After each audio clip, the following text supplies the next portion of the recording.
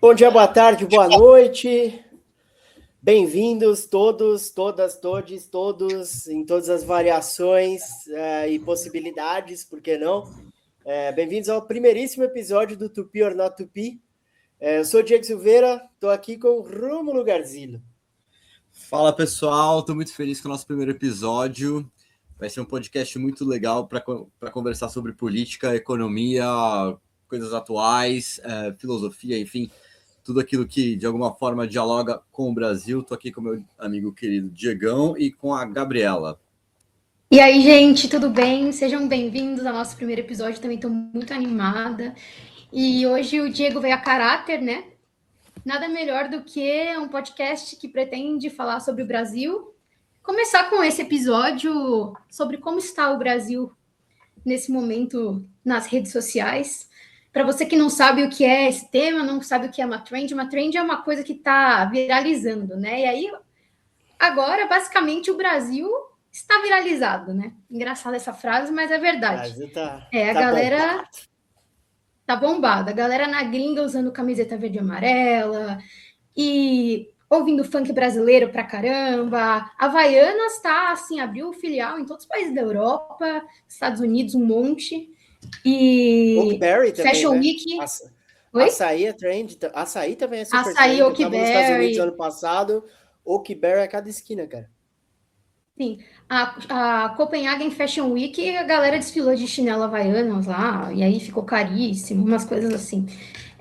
Enfim, e essas peças super coloridas, com símbolos de natureza, tropical e samba, refletem bastante os estereótipos, né, que os gringos têm sobre o Brasil, e aí o Rômulo fez uma pequeníssima pesquisa de campo sobre isso aí, quer comentar? Que isso? Vou comentar. Não, então, só para contextualizar, eu estou aqui fazendo alguns estudos e trabalhando aqui na França, e quando eu cheguei ano passado, eu já percebi que tá todo mundo com a camisa do Brasil. Algumas pessoas com a camiseta do Brasil até cheguei a perguntar, assim, meu, você é brasileiro? Enfim, e normalmente as pessoas não eram brasileiras, e estavam ali usando a camiseta, ou enfim, indo em festas referentes ao Brasil. Então, realmente, eu vi daqui muito desse fenômeno. E a gente combina o seguinte: Rômulo, você que está aí fora, eu sou o Rômulo, você que está aí fora, conversa com pessoas que não são brasileiras e tenta pegar 3 ou 4 palavras que, em primeiro lugar, remetem ao Brasil. Então, a pessoa vai pensar no Brasil e vai falar 3 ou 4 palavras. O que eu fiz foi o seguinte: eu não foquei apenas em franceses. Então, eu conversei com uma turca, com gente da Bielorrússia, gente da Bélgica, enfim, eu fui tentando fazer uma mistura ali de pessoas. Mas apareceu aqui algumas coisas. Por exemplo, apareceu carnaval bastante. As pessoas sabem do carnaval brasileiro, é uma coisa que vem para cá. Caipirinha, alegria aparece muito. As pessoas relacionam o Brasil com alegria, com a natureza, não podia ser diferente, né? Então, tanto onça pintada quanto... Onça pintada me pegou muito. Especificamente onça pintada foi foda. Onça pintada, país tropical, eu acho que aí tem alguma coisa a ver com a música do Jorge Ben. Apareceu, que mais? Sol, a questão do calor e etc. Praias também apareceu muito. Então, muito essa coisa de futebol, praia, carnaval, que bem o que eu achei até que eu achei até que o futebol apareceu pouco nessa sua lista. Achei que ia ser a coisa mais recorrente, nem foi, né? Talvez a gente esteja um tempo sem ganhar uma Copa do Mundo. É exatamente isso. Eu extrapolei isso. Uma das pessoas que eu perguntei nesse caso era um francês. Eu extrapolei. Eu pedi algumas palavras, ele me falou. Eu falei, nossa, achei curioso que não apareceu futebol. Ele falou exatamente isso. Ele falou, faz algum tempo que o Brasil não é aquele Brasil no futebol, né? Eu mesma nunca vi um título, né? Eu nasci em 2003, então... Acabei de nascer em 2003.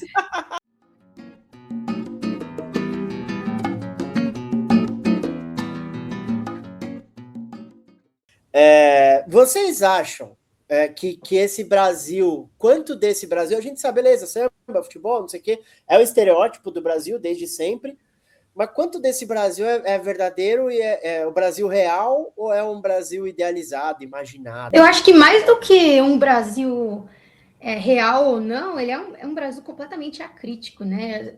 É engraçado que a maioria desses elementos que estão na moda agora, na gringa, são elementos que eram vistos como cafonas por serem a moda da favela, né? A moda periférica. E aí, a partir do momento em que o Copenhagen Fashion Week começa a colocar a galera de Havaianas para desfilar, vira um negócio estiloso, né? E não porque é algo que valoriza o Brasil e que entra em contato com ou dá visibilidade a pessoas que vivem em situação periférica, mas porque a galera na gringa começou a usar. Então, eu acho que é um Brasil completamente acrítico e que é muito mais a exportação de uma estética do que de uma cultura, né? Mas não que seja 100% assim, acho que mais para frente a gente pode falar sobre algumas coisas um pouquinho mais positivas aí. Eu concordo. Eu sinto que é uma coisa muito superficial. É quase que uma casca, assim, Enfim, é como a gente, sei lá, relacionar o francês com croissant, ou relacionar, sei lá, o japonês com, sei lá, karatê. É uma coisa muito superficial que serve para aquele momento, a pessoa sair. Eu sinto que aqui foi usado muito no verão, então teve muito essa questão de se vestir no verão de uma forma bonita e tal, mas eu não sei se as pessoas têm muita... Eles consideram informal também, né? Eu acho que tem um pouco disso também, uma coisa um pouco informal mesmo, né, tô saindo para curtir, assim, mas não sei se as pessoas sabem apontar, talvez o Brasil no mapa as pessoas saibam porque o Brasil é muito grande, mas eu não sei o que... Olha, eu não duvidaria, viu? Eu também não duvidaria. Estadunidense, principalmente, eu acho que muitos não saberiam apontar. Mas dali de cima não dá para esperar muita coisa, né? Eu fico imaginando, assim, né, o quanto... É curioso, em algumas das minhas viagens, assim, conhecendo outras culturas, já falei, a gente já teve essa conversa outras vezes, assim, eu tenho 2 grandes prazeres na vida. Um deles é viajar e o outro é saber que eu vou voltar para o Brasil. Eu sou apaixonado por isso aqui, e sempre que eu tô fora, assim, eu tô olhando e pensando, não colocando, porque eu não tenho nada disso, de me colocar numa posição de que temos que aprender tudo com o mundo inteiro, que não é verdade, a gente tem muito a ensinar também, ainda que sejamos bem mais jovens, mas eu sempre fico tentando o que dá para correlacionar com o Brasil e tal. Ano passado eu estive no Japão, e eu saquei os japoneses, se você usa as vestimentas deles, né, os kimonos e tal, eles se sentem muito honrados. Então, porque eles acham que você está, de fato, valorizando a cultura deles. A gente vê um gringo usando uma havaiana, uma camisa da seleção e tal, a gente só acha engraçadinho.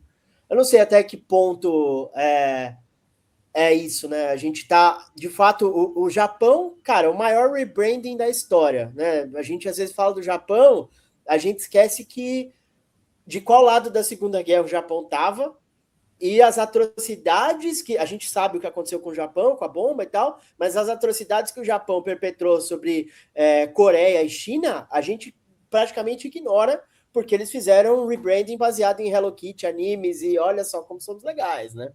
Eles usaram essas coisas que são identidade nacional como elementos para criar um soft power, e a gente ainda não fez isso. Vocês acham que é possível, que faz sentido, que não faz sentido? Que eu tô falando merda? Não, eu concordo muito com o Diego. Eu acho que assim, talvez todo país tenha os seus estereótipos fáceis, né, de comprar e o seu soft power e coisas do tipo. Então, claro que o Brasil as pessoas usam as roupas, falam de futebol, falam do Neymar e talvez não conheçam o Brasil. Mas também, eu não sei até que ponto a gente conhece também os outros países, sabe? Acho que isso acaba ficando muito... O próprio Estados Unidos, que se vende como uma coisa, é um país tão complexo, tão grande lá dentro, que é difícil a gente dizer o que é um país e o que não é, né? Enfim. Eu acho que o problema central é quem que ganha com isso, né? Assim, porque se quem compra não conhece o Brasil, quem está ganhando com isso é a indústria cultural, são as grandes marcas, então, enfim. E aí, isso leva também à discussão sobre a questão da apropriação cultural, que é você estar vestindo uma coisa que você não faz a menor ideia do que é a fundo, você está dando dinheiro para grandes marcas que propagam essas coisas, e aí tem uns casos engraçados até, porque tem marcas que fazem peças que não do Brasil e não vendem no Brasil, né? Teve aquela marca londrina que fez, é uma marca de streetwear, Cortez, que fez não sei se foi ano passado, refez a camisa de 2002 do Brasil da Copa contratou o Ronaldo para ser o garoto propaganda da camiseta e vendeu somente para a Europa e para os Estados Unidos. Então, é assim, uma coisa completamente engraçada até, né? É maluco, né? Esse Brasil imaginário mesmo, ou estético barra imaginário, né? A gente tá gravando esse episódio em março de 2026. O carnaval foi há mais ou menos um mês. A gente teve o carnaval no começo de fevereiro, nesse ano de 2026. Eu trabalho para uma empresa europeia, uma empresa francesa, por pura coincidência. E quando foi a semana do carnaval, só porque eu precisava descansar, e eu aproveitei, óbvio, para tirar uns dias no carnaval, eu comentei com algumas pessoas na empresa, e as pessoas sabiam que era carnaval no Brasil, sabiam que eu estava tirando uns dias de férias, e, cara, eu saí como se eu fosse um grande herói. Ah, você vai pro carnaval? O meu sonho é ir pro carnaval, e não sei o que e tal. E aí eu paro, caraca, tipo... As pessoas estão... o Brasil tem uma coisa que eu acho também tem no Brasil... me corrija se eu estiver usando a palavra um pouco exagerada, talvez até agressiva, mas eu acho que rola uma certa fetichização do Brasil também. Tipo, essa história dos corpos morenos e liberdade é uma palavra que apareceu, sensualidade também apareceu. Eu acho que rola uma grande fetichização. Isso é muito interessante, porque as pessoas realmente elas olham para o Brasil como um lugar não sexualizado, mas vamos dizer assim, com muita liberdade sexual. As brasileiras aqui muitas vezes reclamam disso, porque, vamos dizer assim, muitos franceses e europeus às vezes abordam as brasileiras como se elas tivessem, assim, fossem completamente à disposição, né? E ao mesmo tempo é engraçado, porque essas pessoas não têm muita noção de como o Brasil, ao mesmo tempo, é conservador, sabe? Em relação à questão de costumes. Então, assim, compreender o Brasil não é uma coisa tão fácil assim, porque, de fato, a gente tem o carnaval, que as pessoas estão na rua tomando cerveja, muito mais animado do que aqui. Aqui na França tem em Paris, a Fête de la Musique, que é uma espécie de um carnaval, as pessoas saem na rua para festejar, mas assim, não tem o que comparar com o Brasil no sentido de intensidade, de alegria,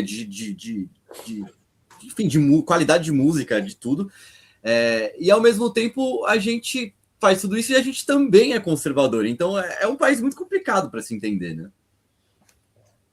E falando nisso, eu tive no Rio de Janeiro esse ano no Carnaval, que, diga-se de passagem, estava abarrotado de estrangeiros, acho que como sempre, mas esse ano especialmente, acho que essa moda aí levou muito, muito, muito estrangeiro para o Carnaval. E eu tava na fila para... No último dia eu tirei para turistar, assim, né? Tava na fila para subir no Cristo. E aí a menina na minha frente, na fila, imagina, ela tava conversando lá em espanhol com sei lá se era família, se eram amigos dela. E ela tinha uma tatuagem Brasil com Z. E isso na hora, eu fiquei olhando para ela e eu fiquei pensando, será que ela fez essa tatuagem aqui porque ela veio viajar e ela se apaixonou por essa questão da liberdade? Ou será que ela já tinha vindo ao Brasil antes e se apaixonou? Será que ela mora aqui? E aí, o quão pior fica se ela mora aqui? Vamos mandar pra puta que pariu esse Brasil com Z também? Porque, cara, olha, se você pegar as línguas anglo-saxãs, eles têm o S com som de Z. O Rômulo acabou de usar uma palavra em francês, que vem do latim, musique, que também tem um S com som de Z. Então, pô, vamos enfiar essa porra desse Brasil com Z na casa do cara. Brasil com S, gente, pelo amor de Deus, cara. Guimarães Rosa escrevia dança com S, né? E aí perguntaram para ele por que ele escrevia com S, ele falava que com S é mais dançante. Então eu acho que tem que deixar com S mesmo, porque a gente é mais dançante, é um fato. Esse Z é você reforçando os estereótipos do samba, do carnaval. Mas sabe o que eu acho que... Não, mas eu acho que... Então, eu acho que tem algumas coisas. Por exemplo, talvez as palavras que eu fosse usar, elas não fossem tão diferentes. Talvez eu usasse samba mesmo, talvez eu usasse, enfim, outras coisas, futebol, talvez. Mas eu não sei se essas pessoas que falam isso, elas têm a noção do que significa essas palavras também, que acho que, né? Falar samba, todo mundo pode falar, né? Sei lá, falar carnaval, todo mundo pode falar, mas saber o que é o carnaval, eu acho que é uma coisa diferente, assim. Entender, por exemplo, outro dia eu expliquei para uma pessoa da Bélgica, eu falei, no Brasil o ano começa depois do carnaval. A pessoa ficou assim, mas como assim? Eu falei, não, começa depois do carnaval, mas como assim? O calendário? Não, na verdade começa antes, mas todos os seus pequenos problemas você vai deixar para depois do carnaval. Nossa, aquilo E os grandes também. E os grandes. Aquilo explodiu a cara. Ele ficou assim, meu Deus. Então, assim, entender o carnaval e essas palavras acho que tem a sua densidade. O Brasil não é um país fácil, né? E o Brasil fala muito para si, eu acho, né? A gente, não sei, a gente é difícil de traduzir, né? Putz, cara, perfeito. Aí você trouxe um ponto que eu acho bem interessante. Eu tô muito pirado. Eu comprei um tablet novo e aí eu baixei uns apps, porque eu tinha um tablet que eu usava que era da minha sogra, já tava velho e tal, e eu uso o tablet exclusivamente para estudar, assim, as coisas que me interessam. E aí eu baixei aquele app do Google Earth, porque às vezes eu tenho pequenas obsessões, né? E aí, recentemente, eu tô nessa vibe de montanhismo, não sei o que e tal. E aí você tem a opção de ver o relevo. Cara, vocês já pararam para ver o relevo da América do Sul? Cara, a gente é cortado por uma cordilheira dos Andes, assim, ó, que basicamente isola o Brasil do resto da América do Sul. A gente tem um idioma diferente do resto da América do Sul. Soda Stereo, que é a maior banda da Argentina, que eles são os Beatles que cantam em espanhol. O Gustavo Cerati morreu faz 11 anos já, nunca pisou no Brasil para fazer um show. Já foi para Floripa, foi para o Rio de Janeiro passear e tal, mas nunca fez um show. É uma banda que movimentava milhões na América hispanohablante nos anos 80 e 90, nunca fez um show no Brasil. Então, eu acho que também isso a gente falar para nós mesmos, a gente tem um oceano que não é pequeno, a gente está falando aí, sei lá, um voo São Paulo-Paris dá 11 horas e pouquinho, um voo direto. E aí, para o outro lado, a gente tem uma cordilheira de montanhas gigantesca, né? Acho que isso faz... Talvez a antropofagia faça muito sentido, porque, entre aspas, a gente está longe de tudo, né? A gente está longe do grande centro capitalista e a gente está aleijado dos nossos vizinhos também por uma questão de idioma, de construção mesmo, né? Isso é maluco. Eu acho interessante essa questão geográfica e por vezes eu faço essas comparações geográficas com os Estados Unidos. Os Estados Unidos também é um país que está ali sozinho, isolado. Bom, essa é a América, né? Mas isso que você falou é interessante, porque assim, os Estados Unidos, as raízes que eles têm com os ingleses são muito profundas, né? Então eles, de certa forma, eles dão continuidade a um sonho de liberdade religiosa dos ingleses. Já o Brasil... É difícil falar com o que a gente é conectado. O Brasil, ele é alguma coisa nova. Essa é a verdade, né? Com uma língua própria e isso é muito rico, né? Acho que isso é muito rico e difícil de traduzir, né? Eu estava pensando no Brasil como esse amontoado de contradições mesmo, né? Apesar da gente ter um caso único aqui do Brasil ter sido a única colônia que se tornou a capital do Império, né? O Rio de Janeiro, quando a família real foge de Napoleão em 1808, ela traz consigo o tesouro de Portugal, ela se estabelece no Rio, ela cria ali algumas instituições para a própria burguesia poder funcionar e para poder acomodar a nobreza que vem junto com a família real, para manter a legitimidade do trono, por assim dizer. Mas é tudo muito incipiente, né? É pouco. Eu tenho uma dificuldade imensa, assim, eu não tenho nenhum tipo de... Talvez algum, mas tipo, não tenho tanto revanchismo, assim, em relação aos portugueses, mas eu tenho bastante dificuldade de enxergar coisas boas que foram deixadas. 388 anos de escravidão definitivamente não é uma dessas coisas boas, né? Acho que contribui para esse empilhado de contradições que é o Brasil. É verdade. Então, uma das coisas que eu acho que eu aprendi um pouco vindo para cá, para Paris, é um pouco isso, assim.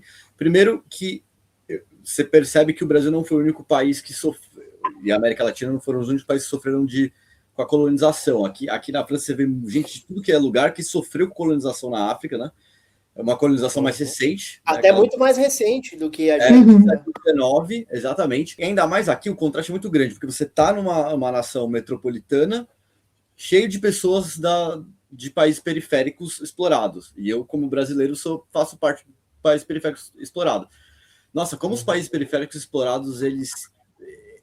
É uma cicatriz muito dura, assim, sabe? E é engraçado como essa noção das marcas, né, da escravidão, das sequelas da escravidão, que o Rômulo falou, que depois foram refletidas por todo o momento cultural brasileiro, ainda convive com essa, voltando à questão Brasil Core ainda convive com essa necessidade de validação das nossas próprias características pelo estrangeiro, né? A gente não consegue olhar para as nossas próprias características, sejam elas boas, sejam elas ruins, com um olhar crítico e por nós mesmos validar ela e, enfim, atribuir aí aos símbolos de moda, de música, etc., por nós mesmos. A gente precisa de um olhar, e isso está muito completamente atrelado ao quanto a gente ainda olha o estrangeiro, sobretudo o estrangeiro do norte, né?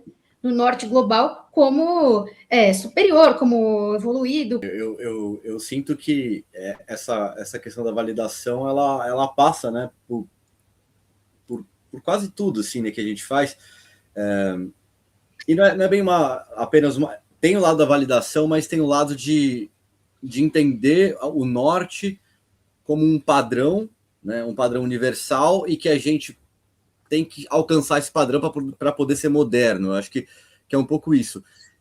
E isso é uma grande tensão, né? Então, quando a gente vê essa frase do Oswald, to be or not to be, é exatamente isso, né? Ele está usando ali a cultura inglesa do Shakespeare, do Hamlet, e tentando se entender brasileiro dentro dessa linguagem estrangeira, quase que pedindo permissão. Mas, ao mesmo tempo, se a gente vai ler esse manifesto antropofágico do Oswald, ele tem um aspecto jocoso, ele zomba disso, né? E ele vem com aquela ideia de, bom, já que é impossível a gente sair dessa cilada, de olhar para fora e achar legal que o cara tá com a camiseta do Brasil, então eu vou ter uma atitude ativa, né? O que o Oswald propõe, que dá até tema do podcast, é isso. A gente, então, já que estamos presos nisso, então vamos ser ativos, vamos olhar para fora e tentar deglutir, comer o estrangeiro para a gente se desenvolver, né? Porque a gente está preso nisso, a gente fala português, que é uma língua europeia, né? É complicado. O que é a questão do complexo de vira-lata? Tá tudo a ver com isso, né? O que é? Você depender sempre dessa aprovação externa para se sentir bem. Isso é uma coisa que tem a ver um pouco com autoestima baixa, que é você oscilar você oscilar entre, como é que chama? O ser humilhado e ser um herói, né? Se você ganha uma coisa, você é um herói. Termo, né? Não tem meio termo isso aqui. Não tem meio termo, né? Você ou é tudo ou é nada. Ou você é campeão da Copa do Mundo, ou você perde 7-1. Ou você é um merda. Ou você é um merda. Se perdeu a final da Copa, acabou o mundo. Exato, e tem tudo a ver com futebol, porque o que é essa coisa do vira-lata? É o seguinte, o nosso dramaturgo, o maior dramaturgo brasileiro, na minha opinião, o Nelson Rodrigues, escreveu em 58 uma coluna, ele falava muito de futebol, falando o Brasil ia começar a Copa de 58, que inclusive o Brasil ganhou, e antes de começar a Copa ele falava, olha gente, é o seguinte, a gente tem um time maravilhoso, os nossos jogadores são os melhores, tem Pelé, tem... Didi, Zagallo, Garrincha, Pelé, Tostão, Pepe...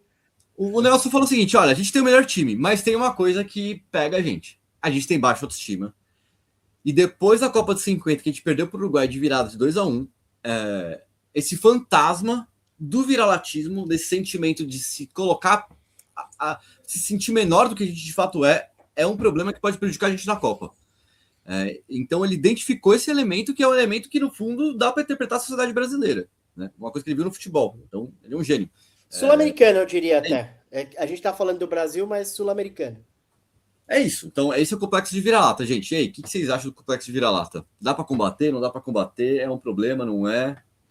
Não vou responder diretamente sua pergunta ainda, porque eu tenho uma coisa a acrescentar.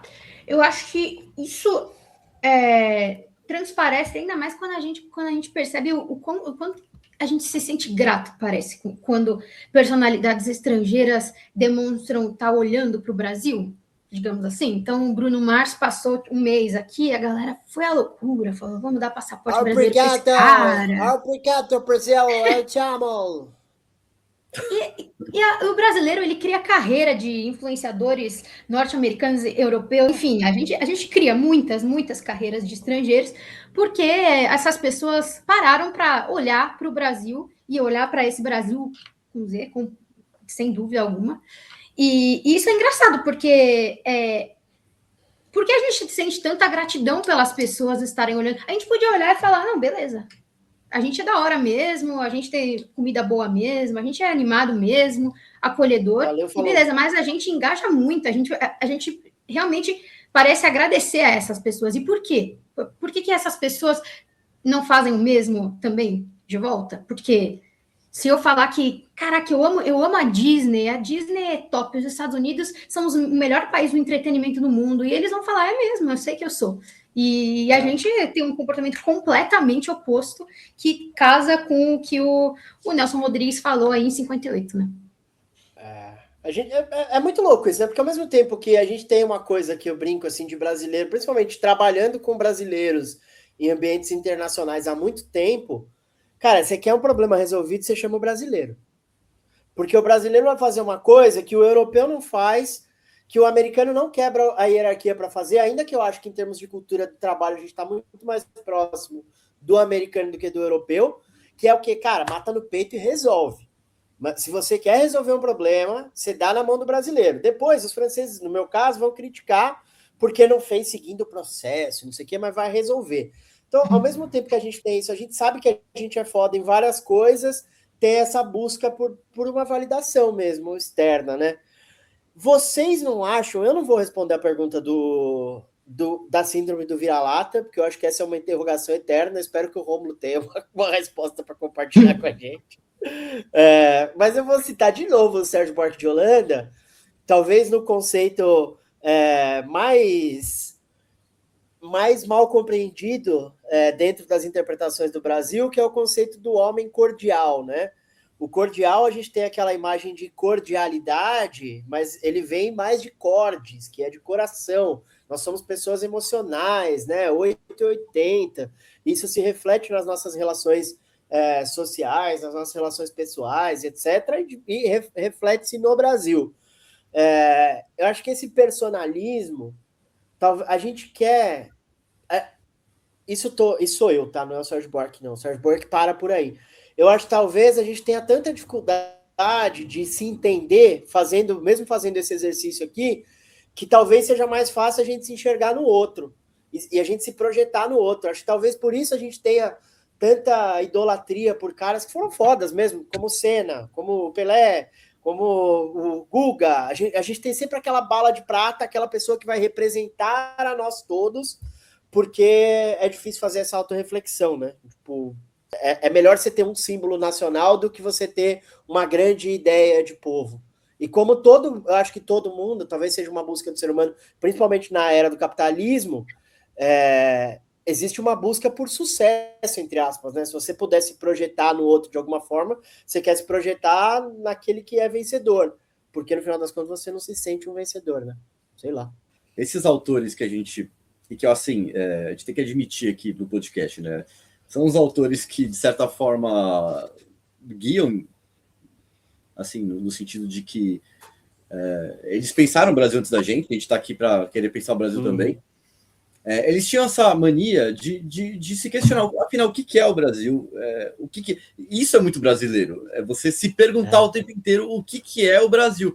E quando a gente olha para um gringo com a camisa do Brasil, a gente faz isso, né? A gente fala, cara, o que é o Brasil? O que ele acha?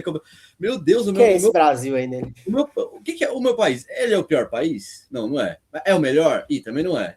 É só mais um? Pô, também não é só mais um. É um continente, né? É um império, né? O que é esse país? Então a gente vai vendo... Né? São todos aqueles livros de formação, né? Tem formação da literatura brasileira, formação do Brasil contemporâneo, formação da economia, e é uma classe, né, de pensamentos do Brasil que estão preocupados com isso, o que a gente é, né?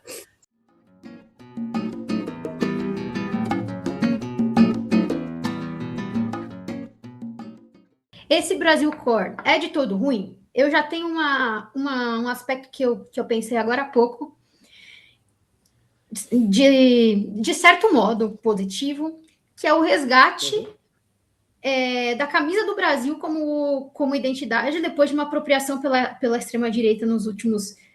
Foi período pré-golpe ali, o período que gestou o golpe.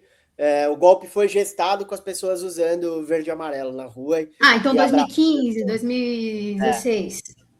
E aí, eu acho que, assim, isso tem um quê de positivo, sim, mas, ao mesmo tempo, eu me pergunto se a gente está resgatando uma identidade nacional ou se a gente só está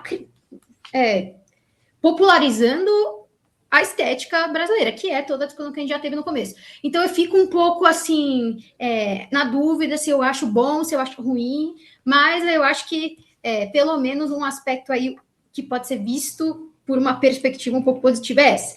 E a outra é a questão, né, do turismo brasileiro, que está batendo recordes. 2025 foi recorde, e com certeza 2026 vai bater 2025. Aqui, o que eu vi no carnaval, assim, foi a primeira vez que eu fui ao Rio de Janeiro no carnaval, e sempre dizem que tem muito, muito, muito turista. Mas o que eu vi lá, e o que eu ouvi falar de pessoas que moram lá, é que esse ano foi um negócio absurdo, assim. Foi uma invasão de europeus. Tinha muito norte-americano também, mas europeu, assim, a praia inteira era europeu. Eu concordo 200% sobre a recuperação das cores do Brasil, né? Cara, eu não concordo 100% com o Lula lá, mas tem uma coisa, tipo, que eu acho que é importante na democracia, é entender que o cara que está lá é o presidente de todos nós, né? Ele foi eleito democraticamente pela maioria, e as cores da bandeira e os símbolos nacionais também são nossos, né? Ele tem que ser de todos nós, e a gente tem que usá-los com orgulho, não muito orgulho, porque senão acaba enveredando para uns negócios esquisitos que tem por aí. Quando você tem muito. A gente já tem bastante populismo aqui. Quando você junta populismo com nacionalismo, vira um negócio bem esquisito, que a gente não quer enveredar por esse caminho. Mas eu acho legal as pessoas se sentirem confortáveis, não se sentirem. Não terem medo de ser agredidas, porque elas estão vestindo símbolos que deveriam ser triviais para nós, né? Se esses símbolos fossem triviais para nós, talvez a gente nem estivesse discutindo o Brasil Core, né? Talvez, como para nós, talvez ainda exista uma divisão, a gente veja essa questão do Brasil Core, entre aspas, a trend estética, como algo divisível. Sobre o turismo, eu não vou pontuar muito para não me esticar muito, mas eu tenho críticas ao lado econômico do turismo.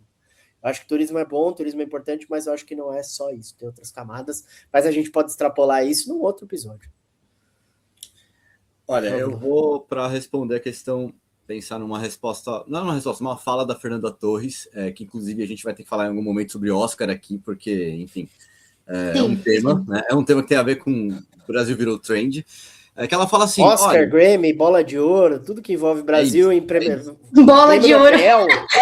Prêmio Nobel. Prêmio Nobel, tem tudo.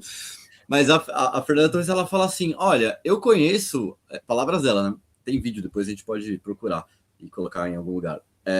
Olha, eu conheço a cultura francesa, conheço a cultura inglesa, né? Eu conheço, enfim, ela é muito culta, né? Ela de fato conhece.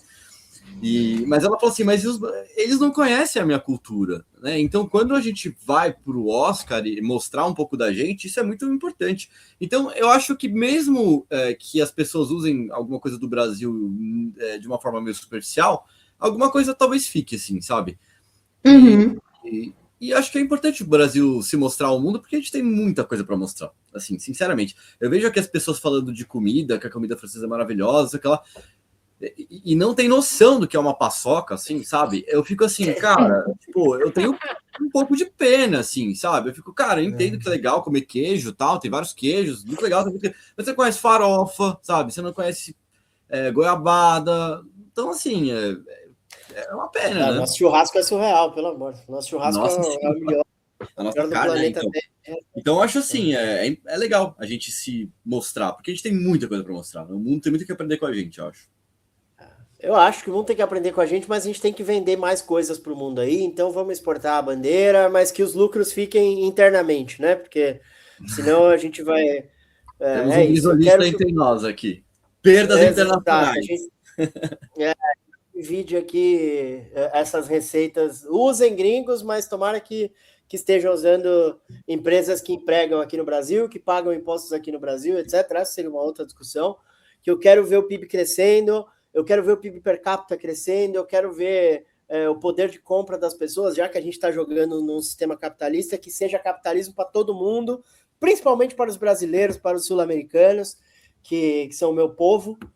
Então, se os gringos querem comprar, que a gente seja capaz de vender muito caro. Essa é a grande verdade. Para a gente escapar dessa armadilha maldita da renda média, né? Ter um crescimento econômico voluptuoso, e aí sim a gente ocupar o lugar de destaque que a gente merece nas coordenações geopolíticas internacionais, monetárias, etc, etc, etc.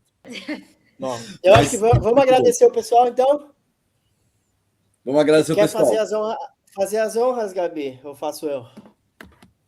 Eu posso fazer, então. Gente, muito obrigada por ter acompanhado até aqui o nosso primeiro episódio. A gente espera abordar muitos temas envolvendo o Brasil e trazer também convidados que vão conseguir, talvez, ir mais a fundo em alguns assuntos que a gente não manja tanto, ou até assuntos que a gente acha que a gente manja, mas quer uma outra perspectiva. Então, espero que vocês continuem acompanhando a gente desde esse comecinho, que com certeza a gente vai ter muitos contratempos aí com tecnologia, com como fazer a parada funcionar, mas a gente vai pegando um jeito e vai ficar mais fácil. E muito obrigada e até a semana que vem com o próximo episódio. Até!